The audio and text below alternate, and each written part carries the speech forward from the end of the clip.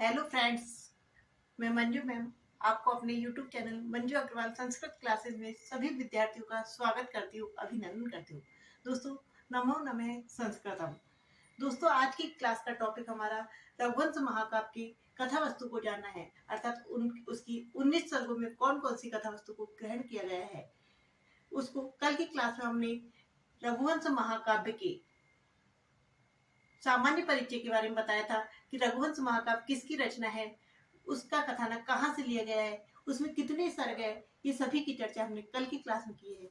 दोस्तों, अगर आप चैनल पर पहली बार विजिट कर रहे हो तो चैनल को सब्सक्राइब जरूर करें, और यदि आपने हमारी पुरानी वीडियो नहीं देखी है तो आप चैनल पर जाकर उसे देख सकते हैं। देखते हैं आज का हमारे टॉपिक है दोस्तों, रघुवंश महाकाव्य। उसमें कितने सर्ग है, तो कल हमने आपको बताए थे उसमें 19 सर्ग है, और 19 सर्गों में कुल कितने श्लोक है, तो 19 श्लोक सर्गों में 1569 श्लोक है। टोटल कितने श्लोक है, सर्ग की बात करें तो कितने सर्ग बताए थे, 19 सर्ग बताए थे। और श्लोक कितने हैं, कुल जो 19 सर्ग है उनमें श्लोकों की संख्या कितनी बताई थी, तो 1569 श्लोक है। टोटल कितने श्लोक बताए थे हमने, 1569 श्लोक बताए थे।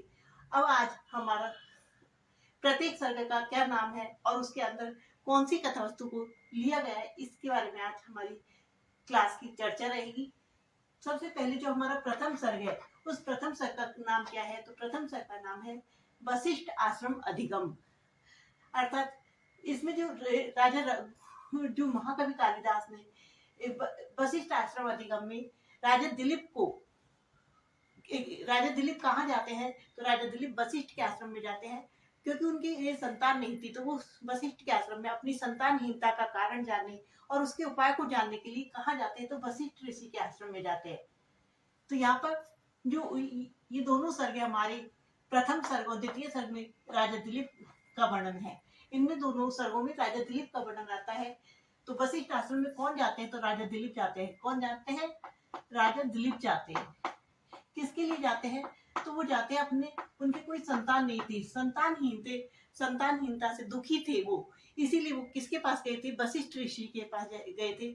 और जब वशिष्ठ ऋषि ने उन्हें बताया कि कामधेनु गाय तुमसे रुष्ट है, तुमने कामधेनु गाय की अवहेलना की है, तो आप कामधेनु गाय की जो पुत्री है नंदिनी, उसकी सेवा करो, उसको प्रसन्न करो, और नंदिनी गाय आपको पुत्र प्राप्ति का आशीर्वाद जरूर देगी।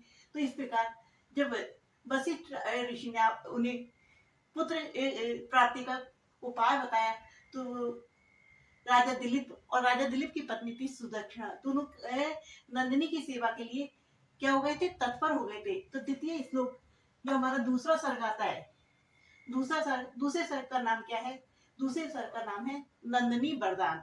दूसरे सर्ग में राजा दिलीप और उनकी रानी सुदक्षिणा दोनों नंदिनी की सेवा के लिए क्या हो जाते हैं, तत्पर हो जाते हैं, अर्थात लगातार उनकी सेवा करते रहते हैं। तो एक दिन जब कामधेनु गाय कुंभोदर के रूप में, जो कुंभोदर थी वो सिंह के रूप में किसके ऊपर आक्रमण करती है, नंदिनी गाय के ऊपर आक्रमण करती है परीक्षा लेने के लिए। कुंभोदर नामक सिंह बनकर किसके ऊपर आक्रमण करती है, नंदिनी गाय के ऊपर आक्रमण करती है। तो राजा दिलीप नंदिनी गाय की रक्षा करते हुए बोलते हैं कि आप मुझे सेवन कीजिए, मुझे भक्षण कीजिए, लेकिन नंदिनी गाय को छोड़ दीजिए। तो नंदिनी गाय और कामधेनु गाय उनकी सेवा से प्रसन्न होकर राजा दिलीप को क्या देते हैं, वरदान देते हैं, पुत्र प्राप्ति का वरदान देते हैं। तो राजा दिलीप के द्वारा जो नंदिनी गाय की सेवा की जाती है वो कितने दिन की जाती है, तो 21 दिन की जाती है। 21 दिन में ही नंदिनी गाय प्रसन्न हो जाती है राजा दिलीप से। तो ये दोनों ही किससे संबंधित है, जो राजा दिलीप का वर्णन आता है वो प्रथम सर्ग और द्वितीय सर्ग में आता है। उसके बाद पुत्र प्राप्त हो जाता है, वरदान मिल जाता है, और उनको यहाँ पर नंदिनी गाय को वरदान में इस पुत्र प्राप्ति का वरदान दे देती है दिलीप को। उसके बाद हमारे तीसरा सर्ग आता है। दोस्तों, जो तीसरा सर्ग है उसका नाम है रघु राज्याभिषेक है। रघु राज्याभिषेक, रघु कौन थे, तो राजा दिलीप के पुत्र थे रघु। तो जो राजा दिलीप को नंदिनी गाय ने पुत्र प्राप्ति का आशीर्वाद दिया था, तो उससे जो तृतीय सर्ग में रघु का सबसे पहले जन्म होता है। उसके बाद रघु का राज्याभिषेक कर दिया जाता है। जब युवा अवस्था आती है तो उनके बाद रघु का क्या कर दिया जाता है, राज्याभिषेक कर दिया जाता है। उसके बाद आता है हमारा चतुर्थ सर्ग, चौथा सर्ग। चौथे सर्ग में क्या है, तो चौथे सर्ग में रघु की दिग्विजय यात्रा, अर्थात रघु के राज्याभिषेक के बाद रघु दिग्विजय यात्रा के लिए चले जाते हैं। अर्थात उन्होंने कौन सा यज्ञ किया था, तो उन्होंने विश्वजीत यज्ञ किया था, अश्वमेध यज्ञ किया था। अर्थात उन्होंने अपनी पराक्रमण से चारों दिशाओं में ख्याति प्राप्त कर ली थी, चारों दिशाओं में विजय प्राप्त कर ली थी। इसलिए जो रघु की दिग्विजय यात्रा का जो वर्णन प्राप्त होता है वो कहाँ मिलता है, हमें चतुर्थ सर्ग में मिलता है। तो जो चतुर्थ सर्ग में यहाँ तृतीय सर्ग, चतुर्थ सर्ग और पंचम सर्ग के आधे तक किसका वर्णन मिलता है, हमें यहाँ तक रघु का वर्णन प्राप्त होता है 3 सर्गों। और जो महाकवि कालिदास है उन्होंने जो रघुवंश महाकाव्य का जो नामकरण किया है वो राजा रघु के नाम पर ही किया है, क्योंकि रघु ऐसे राजा बताए जाते हैं जो सूर्यवंशी राजाओं में जो राजा है जिन्होंने दिग्विजय प्राप्त की थी वो कौन थे, तो रघु थे, जिन्होंने चारों दिशाओं में विजय प्राप्त की थी। इसलिए उन्होंने अपने जो काव्य का नामकरण किया है वो किसके नाम पर किया है, राजा रघु के नाम पर किया है। दोस्तों हमारे अब आता है 5वां सर्ग। जो 5वां सर्ग है उसमें क्या है, स्वयंवर अधिगमन। जब पंचम सर्ग में रघु दिग्विजय यात्रा करके वापस लौटते हैं तो गुरु को शिष्य कौस्तुभ और गुरु बंतु की कथा आती है। वो भी हमारे कौन से सर्ग में आती है, तो पंचम सर्ग में आती है। किसकी आती है, एक कौन है, ब्रह्मचारी कौस्तुभ, ब्रह्मचारी कौस्तुभ एवं गुरु बंतु की जो वृत्तांत आता है वो किस में आता है, पंचम सर्ग में आता है। ब्रह्मचारी कौस्तुभ जो राजा रघु से अपने गुरु को गुरु दक्षिणा के रूप में 15,000 करोड़ स्वर्ण मुद्राएं देने के लिए रघु से याचना करते हैं, तो रघु कुबेर पे क्या कर देते हैं, इसके लिए आक्रमण कर देते हैं, आक्रमण के लिए तत्पर हो जाते हैं। तो गुरु जो कुबेर थे वो रघु के पराक्रमण से भयभीत होकर धन वर्षा कर देते हैं, रघु के राज में धन वर्षा कर देते हैं। और रघु उसके बाद ब्रह्मचारी कौस्तुभ को वो स्वर्ण मुद्राएं समर्पित कर देते हैं। तो ब्रह्मचारी कौस्तुभ रघु को प्रसन्न होकर पुत्र प्राप्ति का आशीर्वाद देते हैं और रघु के पुत्र के रूप में अज का जन्म होता है। किसका जन्म होता है, अज का जन्म होता है, पुत्र के रूप में अज का जन्म हो जाता है। तो पंचम सर्ग में किसका आता है, अज का जन्म भी कौन से सर्ग में हो गया, पंचम सर्ग में। उसके बाद अज का बाल्यकाल आता है, उसके बाद अज बड़े हो जाते हैं, युवावस्था हो जाते हैं और अज कहाँ निकल जाते हैं, अज का क्या कर दिया जाता है, अज का राज्याभिषेक कर दिया जाता है और अज स्वयंवर के लिए प्रस्थान कर जाते हैं। जब इंदुमती का स्वयंवर हो रहा था उस स्वयंवर के लिए प्रस्थान कर जाते हैं, इसलिए इस नाम पंचम सर्ग का नाम है स्वयंवर अधिगमन। अर्थात इसमें आधे सर्ग में तो रघु की कथा है और आधे सर्ग में अज का जन्म होने के बाद जन्म अज की बाल्यावस्था युवावस्था का वर्णन पंचम सर्ग में किया गया है। उसके बाद छठा सर्ग आता है हमारा। इस छठे सर्ग का नाम है इंदुमती स्वयंवर वर्णन। जो अज अब स्वयंवर के लिए गए थे तो वो इंदुमती स्वयंवर में ही गए थे, तो वहां पर इंदुमती के स्वयंवर का वर्णन किया जाता है कि इंदुमती किस जब महाकवि कालिदास ने जो इंदुमती का वर्णन किया है वो उसे दीप शिखा के समान बताया है। जिस प्रकार दीपक की लो जिस जिस वस्तु पर पड़ती है उसकी चमक बढ़ जाती है, लेकिन जैसे ही दीपक की लो चली आगे निकल जाती है तो उसकी रोशनी वस्तु फीकी पड़ जाती है। उसी प्रकार इंदुमती जिस जिस राजा के आगे खड़ी होती थी स्वयंवर में वो राजा फूल की तरह खिलने लगता था, लेकिन जैसे ही इंदुमती आगे निकल जाती थी वो क्या हो जाता था, मुरझा जाता था। इस प्रकार जो इंदुमती स्वयंवर का जो वर्णन प्राप्त होता है वो हमें कहाँ मिलता है, तो छठे सर्ग में मिलता है।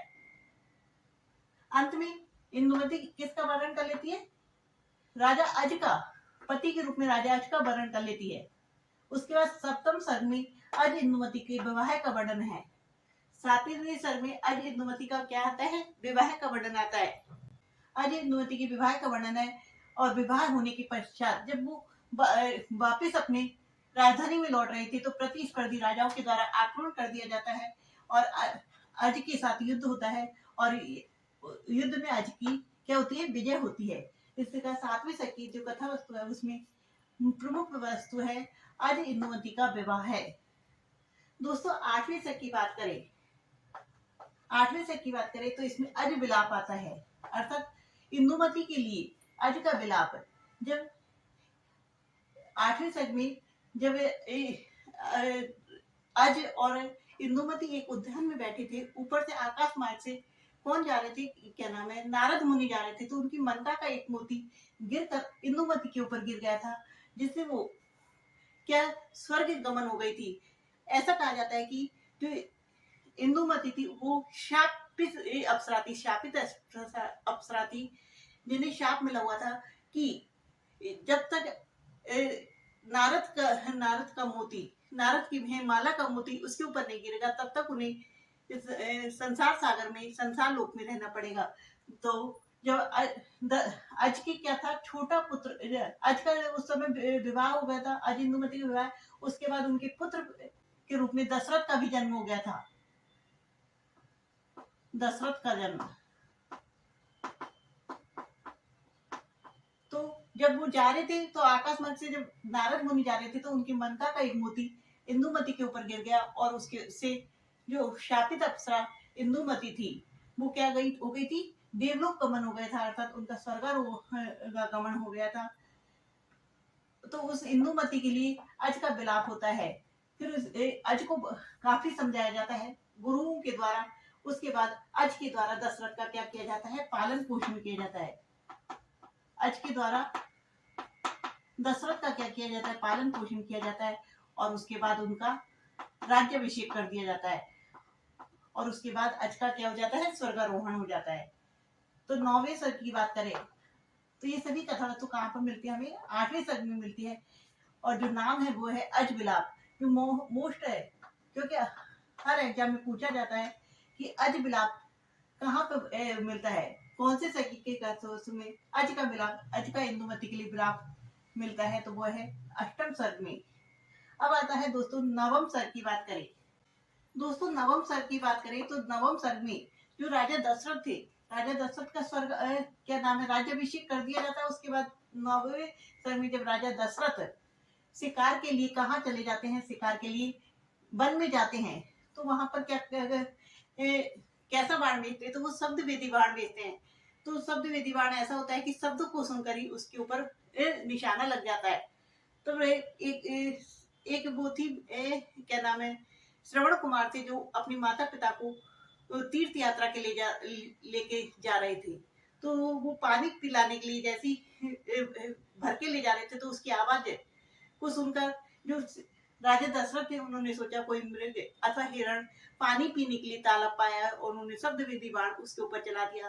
लेकिन उस समय वो कौन थे, श्रवण कुमार थे, और श्रवण कुमार की दशरथ के द्वारा हत्या हो जाती है।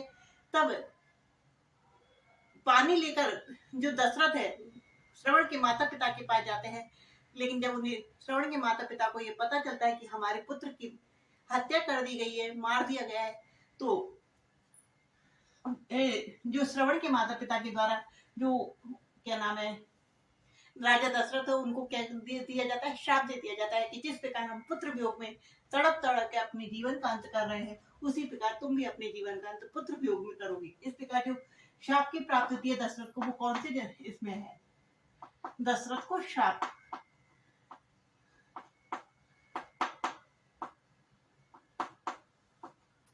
इसके बाद आता है हमारा 10वां सर्ग। 10वें सर्ग में राम का जन्म हो जाता है। राम का जन्म हो जाता है जब 10वें सर्ग में सबसे पहले तो दशरथ के द्वारा कौन सा यज्ञ किया जाता है, तो दशरथ के द्वारा पुत्रेष्टि यज्ञ किया जाता है। दशरथ की 3 रानियां थी, तीनों रानियों से पुत्र प्राप्ति नहीं हो रही थी, तो उन्होंने कौन सा यज्ञ किया था, तो पुत्रेष्टि यज्ञ किया था। तो दशरथ ने कौन सा यज्ञ किया था, पुत्रेष्टि यज्ञ किया था। कौन सा यज्ञ किया था, पुत्रेष्टि यज्ञ किया था। तो पुत्रेष्टि यज्ञ के बाद उन्हें राम और उनके तीनों भाइयों का, राम लक्ष्मण भरत और शत्रुघ्न चारों भाइयों का जन्म होता है। तो इस 10वें सर्ग का नाम है राम जन्म। तो दशरथ का पुत्रेष्टि यज्ञ और चारों भाइयों के जन्म की कथा में कौन से सर्ग में प्राप्त होती है, 10वें सर्ग में मिलती है।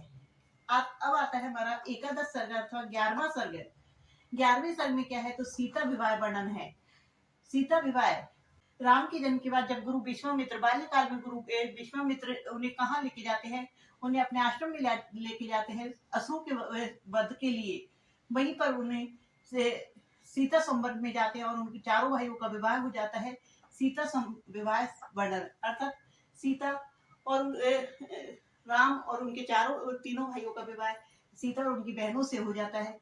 सीता का राम के साथ, राम और सीता का, लक्ष्मण और उर्मिला का, भरत और मांडवी का तथा शत्रुघ्न और श्रुति कीर्ति का विवाह हो जाता है। राम के वनवास से लेकर रावण वध तक की जो कथा है वो कौन से सर्ग में है, तो द्वादश सर्ग में, इसीलिए सबसे बड़ा सर्ग है और इसमें 104 श्लोक है।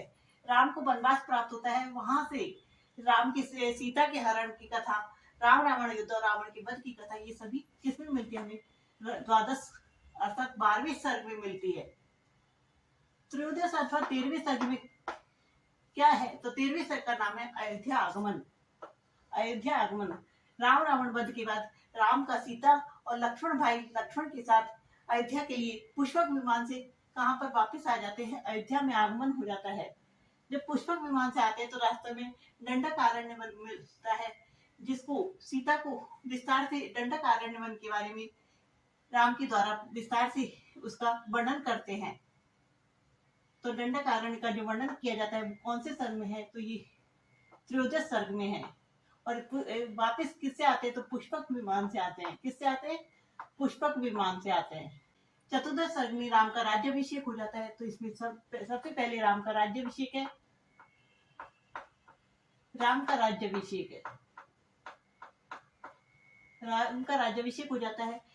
जब राम का राज्याभिषेक हो जाता है, राम को राजा के रूप में स्थापित कर दिया जाता है, तब उनके लोक में एक कुमार के द्वारा अपनी कुमारी को ये कहकर धमकाया जाता है कि मैं उन पतियों में से नहीं है जो किसी पर पुरुष के पास रहकर अपने पास रख ली जाती है। तो इस प्रकार जब ये लोकोक्ति पूरे राज्य में फैल जाती है, तो जब राम को ये पता चलता है तो राम अपनी पत्नी सीता का क्या कर देते हैं, परित्याग कर देते हैं, उन्हें वन में भेज देते हैं, गुरु वाल्मीकि के आश्रम में। किसके आश्रम में भेज देते हैं, गुरु वाल्मीकि के आश्रम में भेज देते हैं। सीता का परित्याग की जो कथा प्राप्त होती है वो कौन से सर्ग में है, तो 14वें सर्ग में है। राम का राज्याभिषेक हो जाता है और सीता का परित्याग की कथा जो हमें मिलती है वो 14वें सर्ग में मिलती है। उसके बाद पंचदश अथवा 15वें सर्ग की बात करें तो 15वें सर्ग में जो सबसे पहले लवकुश के जन्म की कथा मिलती है, जो सीता के द्वारा लवकुश के जन्म की कथा, जो राम के पुत्र लव और कुश, इनके जन्म की जो वृत्तांत मिलता है, जन्म की जो कथा मिलती है वो कहाँ मिलती है, तो पंचदश 15वें सर्ग में मिलती है। उसके बाद राम का स्वर्गारोहण हो जाता है, अर्थात राम स्वर्ग की ओर गमन कर जाते हैं। उसके बाद यदि हम 16वें सर्ग की बात करें दोस्तों, 16वें सर्ग में क्या है, 16वें सर्ग में का नाम है हमारा कुश कुमुदवती परिणय। कुश कौन है, तो कुश राम के पुत्र है। राम के पुत्र है कुश, जिनका राज्याभिषेक सबसे पहले इनका राज्याभिषेक कर दिया जाता है। यहाँ पर राज्याभिषेक हो जाता है सबसे पहले 16वें सर्ग में कुश का राज्याभिषेक हो जाता है 16वें सर्ग में। उसके बाद कुश का कुमुदवती से क्या हो जाता है, विवाह हो जाता है। और कुमुदवती कौन थी, तो कुमुदवती एक नाग कन्या थी। कौन थी, कुमुदवती एक नाग कन्या थी, जिसका कुश और कुमुदवती का विवाह हो जाता है। और इसकी कथा हमें कौन से सर्ग में मिलती है, तो इसकी कथा हमें 16वें सर्ग में मिलती है। इसके बाद आते हैं हमारे 17वें सर्ग की बात। 17वें सर्ग में क्या है, तो 17वें सर्ग में अतिथि का वर्णन है। तो ये अतिथि कौन थे, तो ये अतिथि कुश के पुत्र थे। अतिथि कुश के पुत्र कौन थे, अतिथि थे, जिनका वर्णन हमें 17वें सर्ग में मिलता है। उसके बाद आता है हमारा 18वां सर्ग। दोस्तों, जो हमारे अभी तक जो अतिथि तक की जो वर्णन किया है, 17वें सर्ग तक जो वर्णन किया है, 17वें सर्ग में तो ओनली अकेले अतिथि का वर्णन है। और यहाँ से इन दोनों सर्गों में राजा दिलीप का वर्णन था। इन तीनों में हमें रघु का जन्म मिलता है। इनमें अज का वर्णन था अपने पंचम में, छठे और 7वें, और 8वें में अज का वर्णन था। उसके बाद 9वें सर्ग में राजा दशरथ का था। और उसके बाद हमारे 10वें, 11वें, 12वें, 13वें, 14वें और 15वें सर्ग तक हमें किसका वर्णन मिलता है, राम का वर्णन मिलता है। यहाँ से 10वें से किसका वर्णन मिलता है, राम का वर्णन मिलता है। 1, 2, 3, 4, 5, 6 सर्गों में राम का वर्णन मिलता है। इसी कारण इस रघुवंश महाकाव्य के नायक कौन बताए जाते हैं, राम को बताते हैं। लेकिन यदि कुछ जो विद्वान है वो कहते हैं कि रघुवंश महाकाव्य के जो नामकरण के आधार पर यदि इसका नायक बताए तो रघु है। कौन है? रघु है। लेकिन इसकी कथा वस्तु पे इसके विस्तार को देखकर देखे तो सबसे ज्यादा जो वर्णन मिलता है वो हमें भगवान राम का मिलता है। 6 सर्गों में 10वें सर्ग से पंचदश सर्ग तक किसका वर्णन प्राप्त होता है? हमें राम का वर्णन मिलता है। उसके बाद हमें राम के पुत्र कुश का वर्णन मिलता है। उसके बाद हमें 7वें सर्ग में अतिथि का वर्णन मिलता है। और 18वें सर्ग की बात करें तो इसका नाम क्या है? वंशानुक्रम। इसमें जो अतिथि का वर्णन इसमें मिलता है और इसमें भी साथ में मिलता है। तो अतिथि और उसके बाद के 21 राजाओं का जो वर्णन प्राप्त होता है, अतिथि सहित अतिथि प्लस 21 राजाओं का जो वर्णन मिलता है वो कहाँ मिलता है? तो 18वें सर्ग में मिलता है। और इसका नाम है वंशानुक्रम, अर्थात पूरे वंश का क्या है? सिर्फ नामोल्लेख किया है। और जो अंतिम राजा अष्टादश सर्ग में जो अंतिम राजा का उल्लेख मिलता है उसका नाम है सुदर्शन।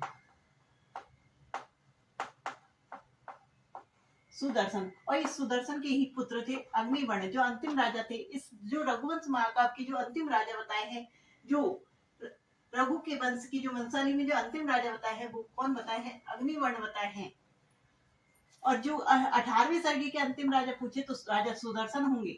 और नव 10 सर्ग अर्थात 19वें सर्ग में जो अंतिम राजा है उसका वर्णन किया गया है अग्निवर्ण। इनका नाम था अग्निवर्ण और सर्ग का नाम है अग्निवर्ण श्रृंगार। कहा जाता है कि अग्निवर्ण इतने विलासी प्रवृत्ति के राजा थे कि जब भी राजा को प्रजा को दर्शन देने के लिए होते थे तो झरोके में खड़े अपने पैरों को दिखा देते थे और जनता उन्हीं के दर्शन करके वापस लौट जाती थी। तो अग्निवर्ण और इनकी जो मृत्यु हुई थी विलासी प्रवृत्ति के होने की वजह से, दिनचर्या सही न होने की वजह से इन्हें कौन सा रोग हो गया था? तो इन्हें राज्य क्षमा रोग हो गया था। कौन सा रोग हो गया था? राज्य क्षमा रोग हो गया था, जिससे इनकी युवावस्था में क्या हो गई थी? मृत्यु हो गई थी। और जब इनकी मृत्यु हुई थी तो इनकी पत्नी क्या थी? गर्भावस्था में थी। और गर्भावस्था में ही इनके जो गर्भस्थ शिशु को ही मंत्रियों के द्वारा क्या कर दिया जाता है? राज्याभिषेक कर दिया जाता है। गर्भस्थ शिशु का ही क्या कर दिया जाता है? राज्याभिषेक कर दिया जाता है। जो अग्निवर्ण के गर्भस्थ शिशु को ही क्या कर दिया जाता है? फिर राज्याभिषेक कर दिया जाता है। तो इस प्रकार 19वें सर्ग में तो अकेले जो अष्टादश सर्ग में 22 राजाओं का वर्णन प्राप्त होता है, अतिथि प्लस 21 और अन्य राजाओं का जो। और सबसे छोटा सर्ग भी कौन सा है? सबसे छोटा सर्ग भी 18वां सर्ग है। सबसे छोटा सर्ग पूछे तो कौन सा सर्ग है? तो सबसे छोटा सर्ग भी 18वां सर्ग है, जिसमें कितने श्लोक है? तो इसमें 53 श्लोक है। जो सबसे बड़ा सर्ग कौन सा है? तो 12वां सर्ग है, इसका नाम है रावण वध और इसमें 104 श्लोक है। सबसे छोटा सर्ग पूछे तो 18वां सर्ग है, इसका नाम है वंशानुक्रम और इसमें कितने श्लोक है? तो 153 श्लोक है। और इसमें कितने राजाओं का वर्णन है? 18वें सर्ग में तो इसमें 22 राजाओं का वर्णन है। और जो अंतिम राजा है वो सुदर्शन है। लेकिन यदि रघुवंश महाकाव्य के अंतिम राजा की पूछे तो कौन है? अग्निवर्ण है। और जिनकी किस रोग से मृत्यु हुई थी? तो राज्य क्षमा रोग से इनकी मृत्यु हुई थी। और मृत्यु के बाद इनके गर्भस्थ शिशु को क्या कर दिया जाता है? राज्याभिषेक कर दिया जाता है। इस प्रकार 19 सर्गों की जो संपूर्ण कथा वस्तु को दोस्तों हमने आपके साथ साझा किया है। दोस्तों यदि आपको ये जानकारी अच्छी लगी तो प्लीज वीडियो को अपने मित्रों के साथ शेयर कीजिए एवं वीडियो को लाइक और कमेंट करके बताएं। Thank you for watching.